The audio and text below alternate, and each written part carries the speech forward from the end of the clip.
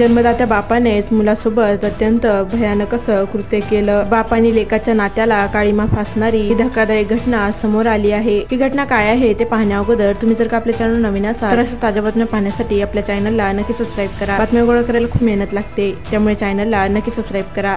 पाचोरा तालुक्यातील अजमल एमजी चव्हाण हे मुंबई पोलीस दलातील सेवानिवृत्त कर्मचारी होते। ते आपल्या कुटुंबियासह तेथे वास्तव्यास होते।